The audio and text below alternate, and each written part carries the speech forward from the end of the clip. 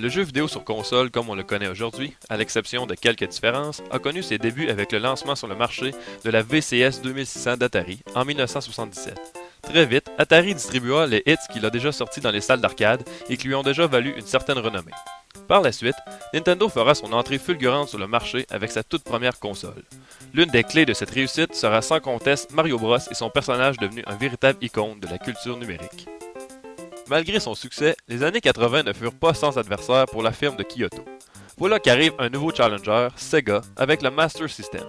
Le monde du jeu va connaître sa première vraie guerre, une guerre qui se jouera entre les deux fabricants. En 1989, Nintendo accouche de la Game Boy. Sega suit une nouvelle fois l'exemple et lance la Game Gear en 1990, qui a la particularité d'être en couleur. Nintendo réplique ensuite et sort sa Super Nintendo, qui fut un grand succès. Chez Sega, on tente de renverser la forte popularité de Nintendo avec la sortie du Genesis et son jeu vedette Sonic the Hedgehog. On ne peut passer à côté du PlayStation et du Nintendo 64 qui amèneront la troisième dimension dans les jeux. Alors voilà, la table est mise pour les 15 prochaines années. L'avènement de Sony et de Microsoft sur le marché ajoutera une très grande diversité de jeux pour les joueurs. Aujourd'hui, les consoles ne sont plus ce qu'elles étaient. Les jeux sont d'un réalisme ahurissant et la compétition sera féroce d'ici peu avec la sortie récente de la Xbox 360 et la venue des PlayStation 3 et Nintendo Revolution.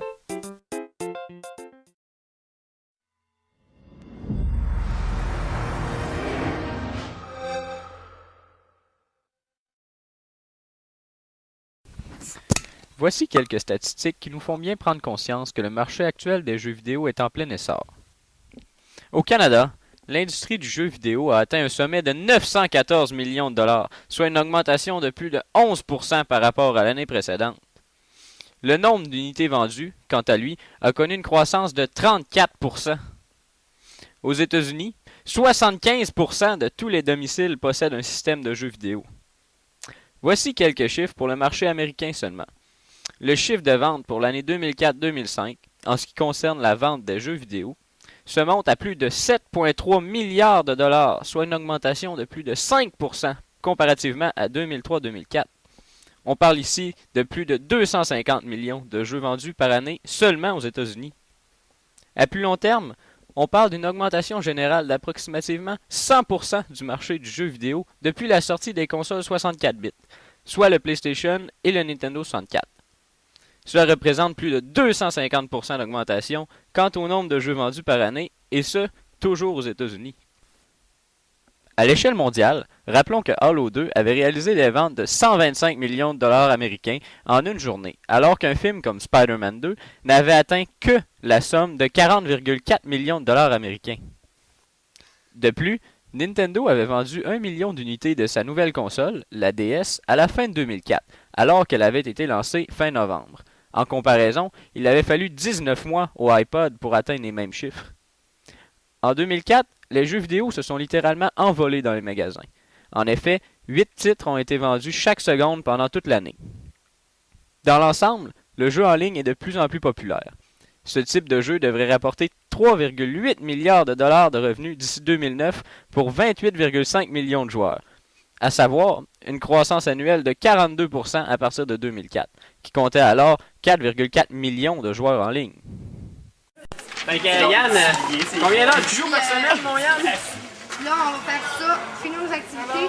Ouais, dis-nous ça, combien d'heures de jeu? Alors, je joue minimum Ahmed, ce que tu fais? 355 heures Non, Yann. par semaine. Non, Yann, décision. non, je sais pas. Je sais pas, mais je vais en tuer un, attends. Attends.